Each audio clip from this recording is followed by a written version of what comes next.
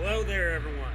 Welcome to the C-Files podcast. I'm Special Agent Spooky Clutter, I'm joined Special by Agent my Carter Sauce. co-host, Special Agent Carter Sauce, as well as Kyle Curtis Flett of Flett's House of Horror. And here is our first impressions stream for Halloween Kills.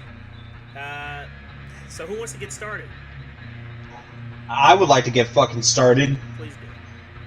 Sorry for my swearing. I'm just. Oh, So- by the way, for those watching, there will be spoilers. I should have put that in the title. In the words of River Song, spoilers.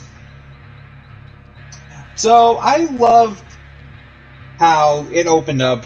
We see Lonnie's son walking dressed up in his Bonnie attire, and he's trying to call his buddy Oscar, and he sees Officer Hawkins bleeding out to death. And I just love how it picks up that the sheriff is still alive, though, after he got a fucking knife to the throat.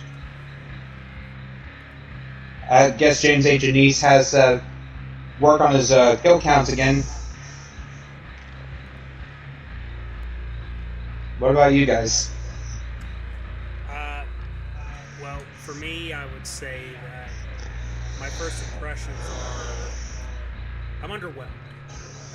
There's a lot that this film did right, but the parts that it did wrong really bothered me, and it's something that continued over from my opinions on Halloween 2018, and it's, I don't know, one of the biggest problems that I have is that the story really felt like it wasn't going anywhere. I feel like from 2018 to Kills, there just isn't a lot of progression.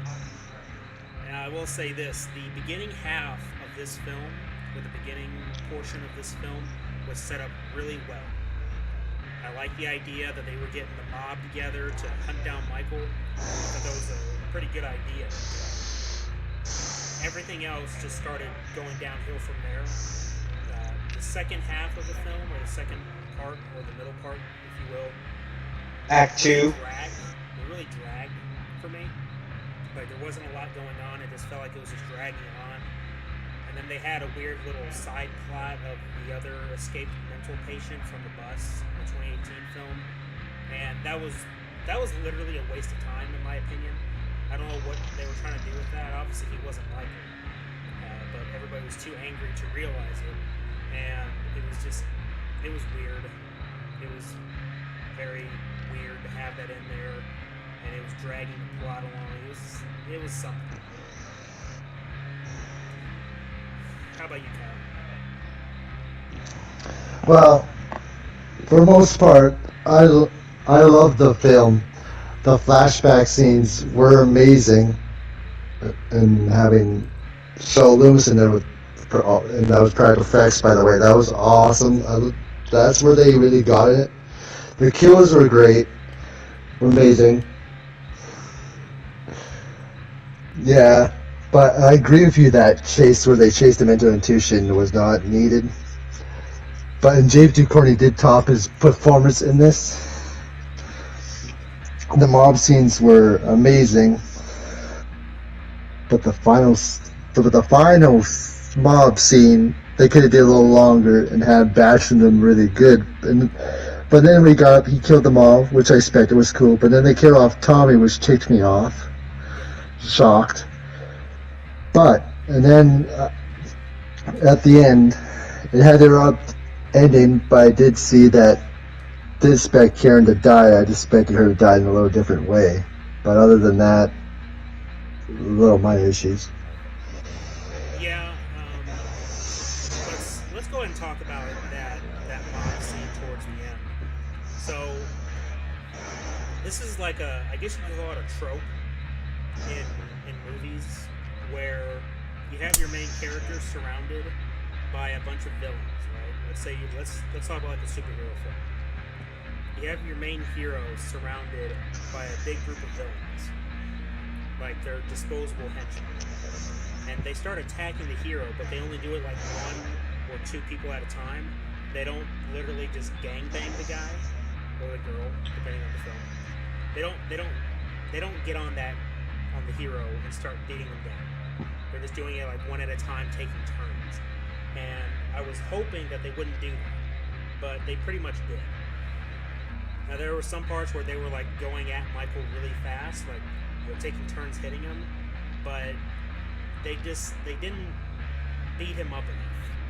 And considering that he's taken how many bullets to the chest now, and in that scene they even shot him in the chest. Okay, so he's been shot again, point blank range, and then he's down. They're beating him up, and then Karen shows up and stabs him in the back of the neck.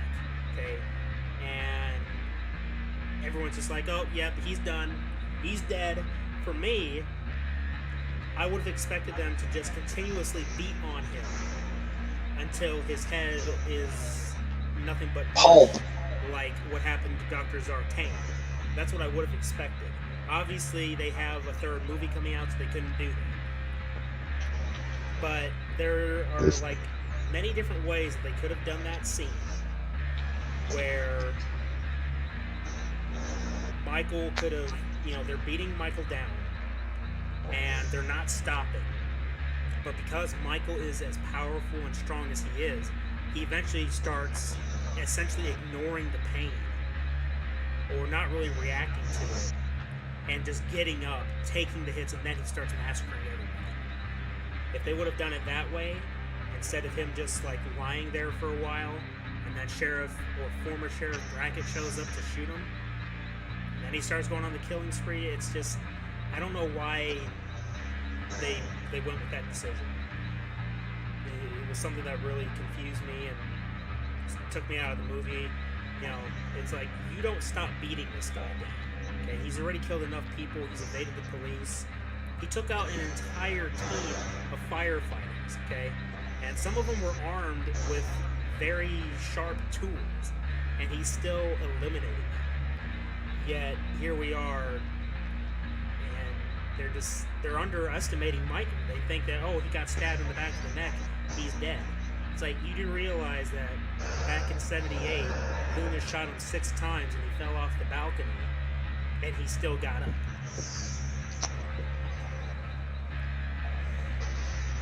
I definitely agree on that. I cannot believe that the amount of kills or the times Michael Myers got the shit kicked out of him, he should have been fucking dead. Like, not to mention Karen fucking curb stomped hit Michael Myers' head on a staircase. In real life, that he would have been dead because of a broken neck. Yeah, but remember, this is a movie, okay? So certain things wouldn't apply here. The whole point is that, yes, you're right, but at the same time, he got shot 6 times point blank in the chest and he still survived. So they should just did more worse to him and really rushed him. Yeah, I mean, they should have been more aggressive. That's what they really should have done. Yeah. But I knew he still would have came up and killed them, but they should just did more. Yeah, there's a lot that they should have done against them. And then another problem I had, which I kind of highlighted in our previous reviews for the films, was that, Michael is still this tank, right? And they don't really explain why, other than at the end where Laurie's saying, oh, he's the more he kills, the more he transcends.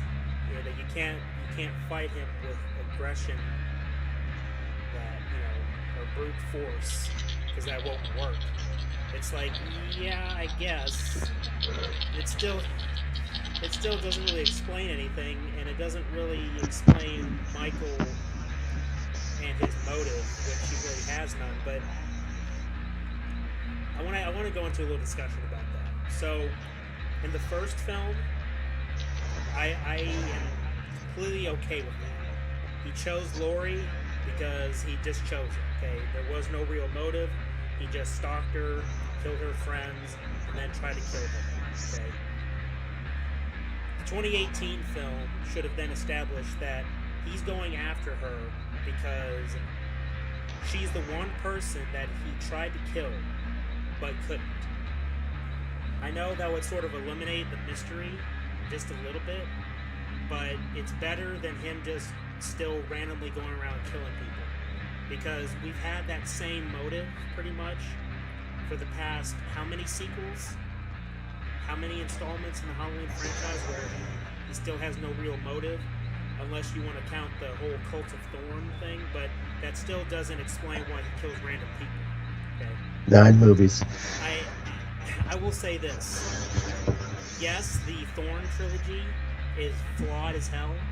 And there's a lot of problems that those movies have. But credit where credit is due. They at least had Michael with a certain motive. Or there was something like a story behind the killings.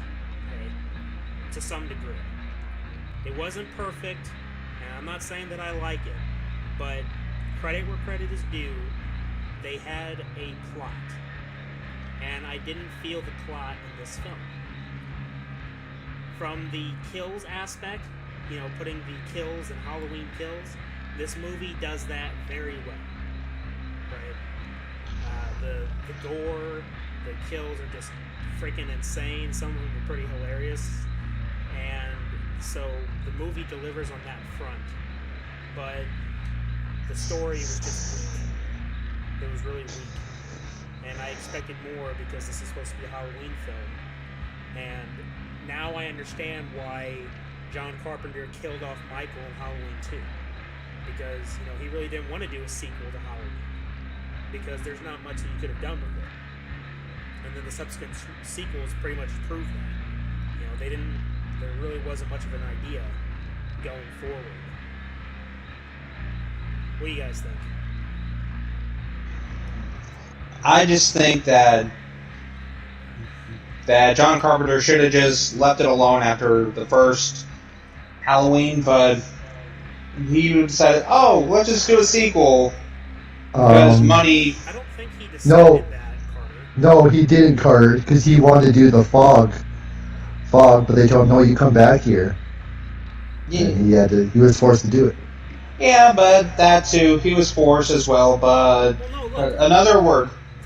we're being truthful, Carter. He didn't really want to come back to do any more sequels, which is why he left the ending of the first film open the way it was, because you could do a sequel, but you also really didn't need it. It was Mustafa Akkad that wanted it, so.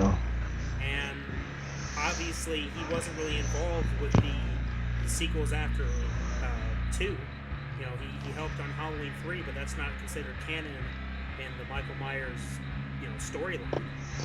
4 through 6, I don't think he was really involved with that, was he? No. Nope, he wasn't. Nope, because after 3 he was done. And you have to ask yourself why. And it's like, well, because there wasn't much else that you could do. That first film is legendary because of its simplicity. And it wasn't complicated. Yes, you could argue that, there are certain things that could have been done better. With that said, it was still a really good film that wasn't complicated. It was simple, straight to the point. It had enough mystery and suspense and thrills that it worked out. Right? Yeah, but in this movie, they didn't beat around the bush. They went straight to the doom and gloom. Yeah, but that's expected at this point, okay? Again, my problem isn't the kills, it's just the story. Or, in this case, the lack thereof. I didn't know where this film was trying to go. You know, I said this before and I'll say it again, that if they had left the ending as it was, that on Halloween night, 1978, when Michael was gone as Loomis looked over the balcony, you pick up 40 years later from that very incident. So, for 40 years, Michael hasn't been seen from, heard from, nothing. Can you imagine the paranoia that Laurie would have had because of that very feeling? Which is why she is the way she is in Halloween 2018. Wouldn't that feel better Yeah. have it to where Michael could be anywhere. And so Lori, knowing this, prepared herself. She armed herself. She built the trap that was her house because she knew that he was still out there somewhere. And that one day he could come back. And he would come back because Lori was the one person that he couldn't kill. The one that got away. That gives him a motive to come back. And you don't even have to tie in a bullshit sister plot. It's simplistic. He chose Lori in the first film, and he failed to get her. So then, you bring him back 40 years later so he can finish the job. That gives him motive. It gives the audience something to connect to. And then it makes you want to root for Lori because she's the target. And you can still have Michael killing everybody else along the way, because that's what he does. And then, there you go. There's your story. There's your plot. That's why he's sticking around. That's why he wants to kill Lori, because he couldn't finish the job in 78. You could keep the side plot with Sheriff or the Officer Hawkins. You'll have that scene in the beginning of the film where he accidentally shot his buddy, but instead of Michael getting surrounded and caught, he disappears. If you wanted to keep that. I'm not saying that you needed to keep that. I'm saying that you could have left the ending as it was in the original Halloween, that he's elusive for 40 years, and 40 years later, he's coming back to finish what he started. Instead, he's being locked up. Yeah. So they didn't do that. So, Halloween Kills, it's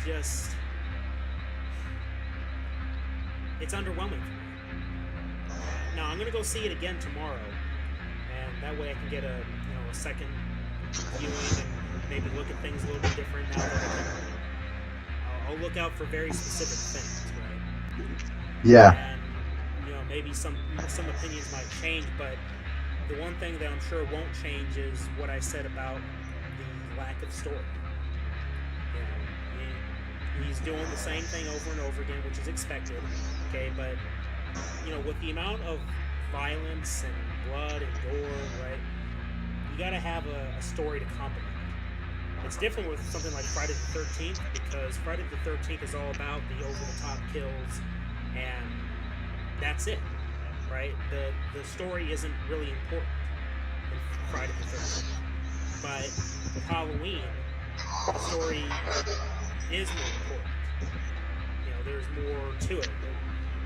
But this movie just didn't have it, and I couldn't. It was hard to follow some of it because I'm like, okay, where are we going? Where is the film leading to? That is one problem. The story and the dialogue sucked in there. Yeah. And I wish they would have kept the extended ending in there. Yeah, go ahead and tell us about that, since this is our little spoiler stream.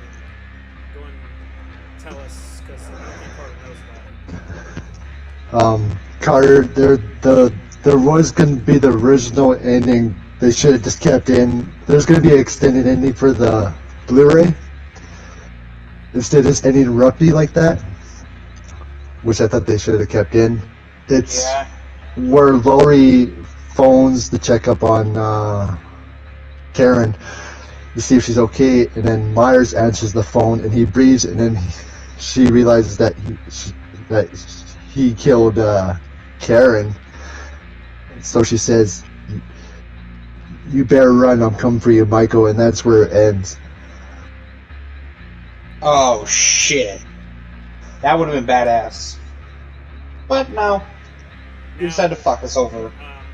Kyle informed me that Halloween Ends is going to take place a few years later from this film, which is a smart move, because if they would have had this entire, trilogy based on one night, that would have been kind of dumb. Mm-hmm. That would have been a big mistake, because it's like, really, we're just gonna stick with this one night, no real character development, no nothing. I don't know what I would have said to that, but I mean, even still. So let's go ahead and talk about the deaths of certain original characters. So Marilyn Chambers, of the original cast that was in the first film, she's one of the first to go. Sort of expected this. Not gonna lie, am I okay with it? Not necessarily. I always find it irritating when you bring back fan favorite characters only to kill them off and you know, that's it. Just bring them back to kill them off. Waste them. Yeah, waste them. You know? I was especially pissed off when they killed, spoiler alert, they killed off Tommy at the end. And Ooh, that was a shocker. I was like, Like, what the fuck? why? You know, I mean, Michael just gets this newfound strength after he's been beaten. Get the shit kicked out of him. Yeah, getting shot again several times. Oh, they kill off Sheriff Brackett too, or former Sheriff Brackett. I thought that was pretty annoying. You know, bring back these characters. I mean, who are you gonna have? I mean, obviously now they're gonna have this, you know, Halloween Ends taking place a few years later, right? So you're gonna introduce new characters, most likely. But I'm thinking to myself, you should have kept these original characters. That way, you know, you can have a proper end to your series. Yeah. I mean, we have Lindsay. Lindsay survived, although I find it very funny that she practically disappeared from the movie after she was found by the bridge. She just kind of disappeared. Yeah. A lot of things that pissed me off. Okay, when they set up that trap, though, I was getting a reference to Jason Goes to Hell the Final Friday. You know, when they, like, oh, what's up, motherfucker? And then, like, a whole bunch of people, like, they were about to beat the living shit out of him. If you've never seen horror movies, you know what you don't do? You don't stop beating the shit out of the killer. You keep going until he's a pulp or until he's totally incapacitated. Or, here's another question.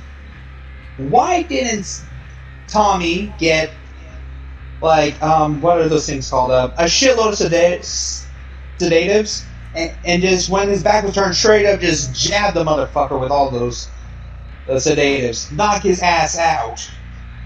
And then, once he's knocked out unconscious, have enough sedatives to knock out a fucking elephant. And you know what you should have done?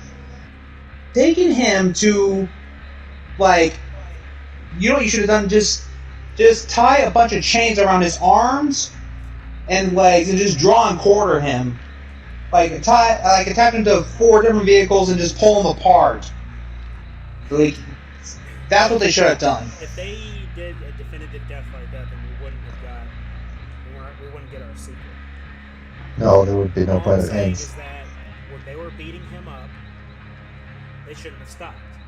They should have kept going and make Michael get irritated at it because he's getting tired of getting beat up, so he gets up and he just starts going to town on it. At least then, you don't have any kind of BS about him just sitting there for a few minutes and then he just kills him. You know? They should have just went out with it, right?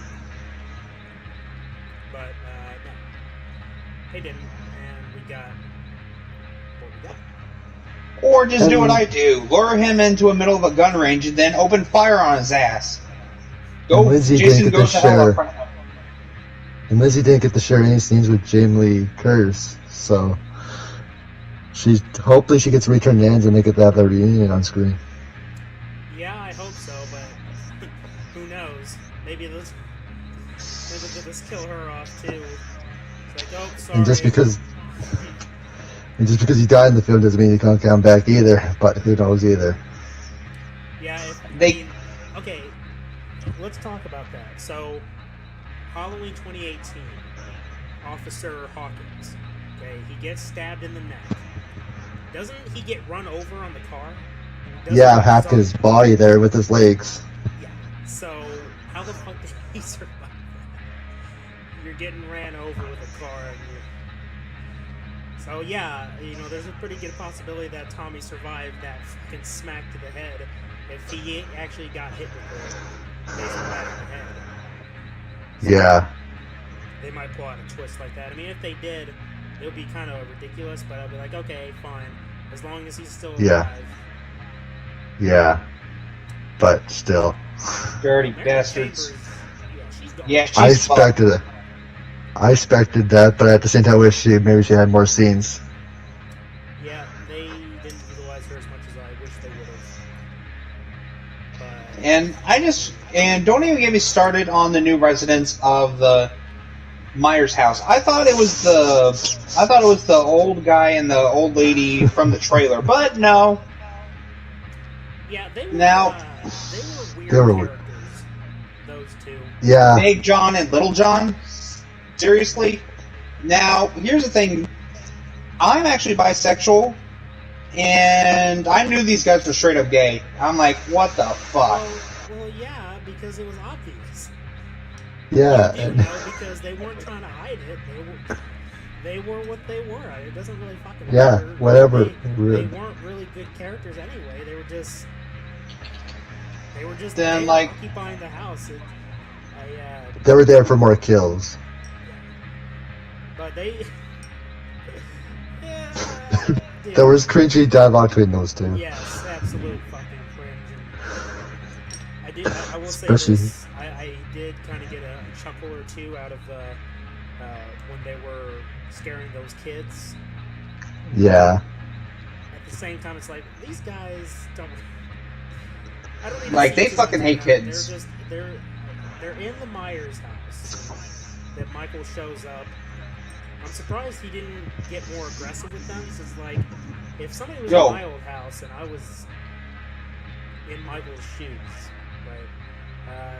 And considering how aggressive he had already been with everybody else, those two weren't they weren't dealt with in a very aggressive manner compared to everybody else.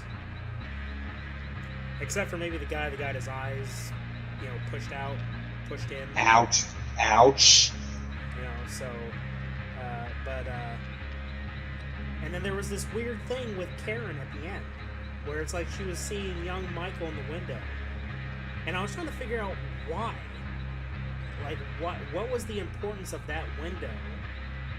And it wasn't just with Karen either. It was with one of the guys, Little John, I guess that was his name, Little John. Yeah, Big Well, John. I guess that's where Michael's seen from the window where he killed his sister, I guess. Yeah, and I thought it was a nice touch that they had a mirror in the corner there, just like in the original film. I thought that was a nice touch.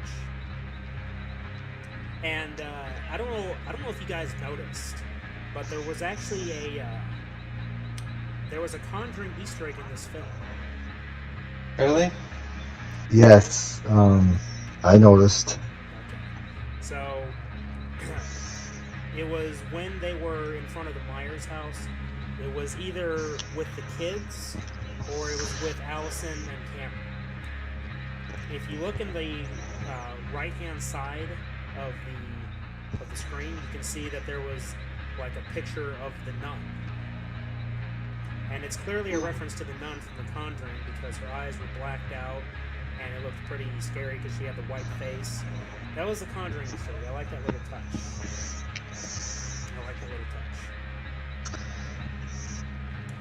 Yeah, for sure. And it was cool that Cameron got fixed his stuff together and helped Allison in there and hold the gun right in there Yeah, it just sucks that he died. And he Yeah. died horribly. in a brutal way. Yes. And Michael made sure he took his time with him. He's walking down the stairs, takes a look at me, he's like, just cracks his neck for good measure. It's like, yeah, I know I just kind of beat the living shit out of his neck with the railing in the house, but you know what?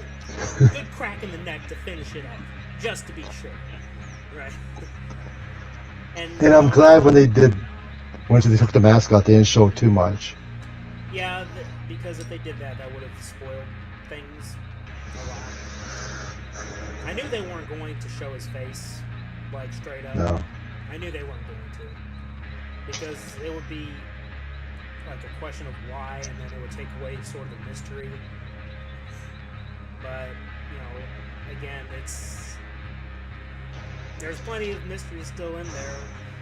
Michael still is just randomly chasing after people. Now, had they included that extended cut ending, like Kyle was saying, that would have been something to get people hyped for the final film. But instead, it's just going to be with the home video. And so the movie just ends with Michael looking out the window after killing Karen. It's like, yeah, I guess I'm excited for the final film, mainly because I'm ready for this timeline to be over. I keep on hearing rumors that they're gonna do more Halloween films with Michael. Ah, hell. But it's not gonna include Laurie. But I don't know what they're gonna do, Well, Jason Blum wants to do a Halloween 3 sequel instead. Nah, shit. Well, you know what? They should just retcon that movie to have it in the Michael Myers timeline. Because you already have the silver shamrock masks in the film.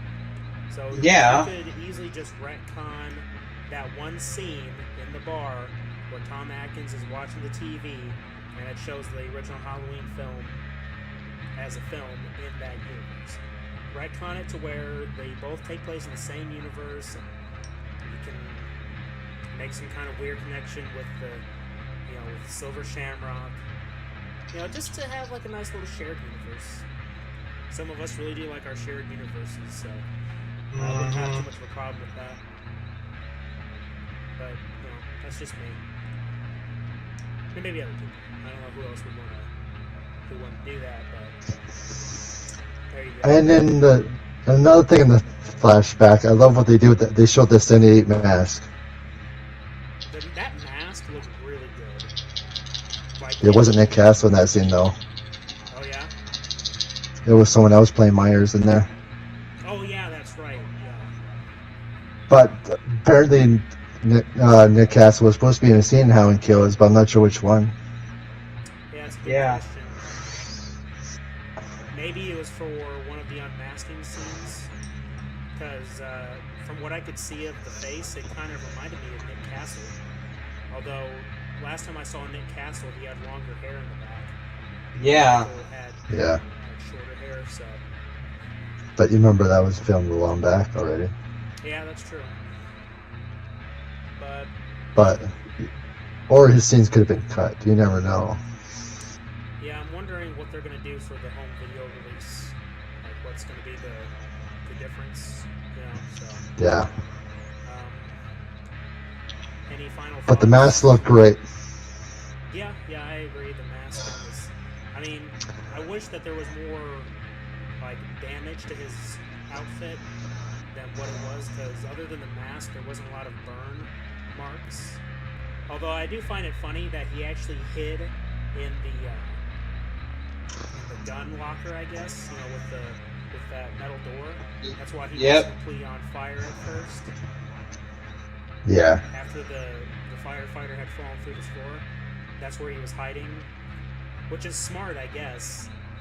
But after that, there should have been more burns to his outfit. The mask looked really good, like you just said, Kyle. But I think there should have been a little bit more fire. It would have been a lot more creepy to have him with some melted flesh. Yeah, for sure. There you go. Any final thoughts? I really hope that they didn't kill off Tommy, because I want to see him come back for round 2. Or round 3, to be exact. But you know what? Here's the thing. At this point, I honestly wouldn't have been surprised. Because Officer Hawkins was pretty much dead, okay?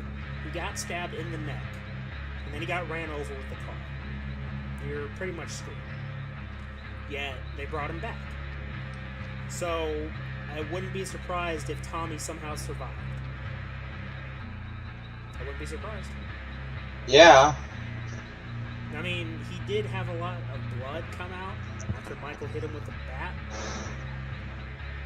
But, they could easily just change things up. Kind of like I Yeah. did with Halloween H2O to Halloween Resurrection, where it wasn't actually Michael getting decapitated. Yeah, Very and then they definitive also. death, by the way. If you were going to end the series with Laurie being victorious, there you go. Getting Well- Michael get decapitated, or you go with the Halloween 2 ending where he's literally on fire and then dies. Yeah, and nobody forgets how badass the H2O ending was. They screwed that up with the next movie. They should have ended it there. And most people probably wouldn't have complained about it. It's like, okay, Michael Myers is officially dead. So if you want to bring him back again, just do a whole new timeline. Whole new Michael Myers. Or you could do like what Michael from Mega Movies wants to do, where you pick up your sequel to the ending of Halloween 4 and have Jamie Lloyd as the new killer. That'd be pretty cool to see. Have the curse of Michael Myers, the legitimate curse of Michael Myers, because she's related to Michael, right? I wouldn't have a problem with that, because then it wouldn't be just the same old stuff necessarily. You have a new killer, but still has the name of Myers technically. Yeah. Myers relation, Myers blood within her. There's a lot that they could have done. It's a shame they didn't go with it. Yeah. Yeah. Despite all that bad stuff, I still love the film where the best parts were at. So. Yeah, as of Russ. right now, if I were to give it a score, like out of between 1 and 10, I'd give it a 7.5. That might change when I go see it again tomorrow and think about it some more. But as When of your right mind now, really. I would say that 7.5 out of 10 is how I felt about it. All things considered, especially when you keep the first film and then Halloween 2018 in context, and then looking at it, Halloween Kills with all of that in retrospect. That's sort of how I'm feeling about it, at least right now. And that knife scene was hilarious because he kept grabbing a knife and another that kept stabbing them. Yeah, the old couple was like, there was some kills that were just, they were definitely over the top.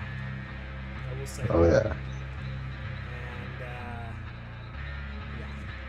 So, what I think I'm going to do now is I'm just going to convert this stream into a gaming stream. Because I feel like playing some Dead by Daylight. I don't know about you guys. Sounds good to me. But that was fun talking about how we kills. We'll talk more on the 22nd on my channel. Yep. And then we'll do your review on the podcast and talk more. So, yep. Alright, thank you guys for tuning in on this Halloween Kills First Impression stream. You can come back here in a few minutes for our Dead by Daylight game night. So, until then, remember that the entertainment is out there. Is out there. Indeed. Yep, always.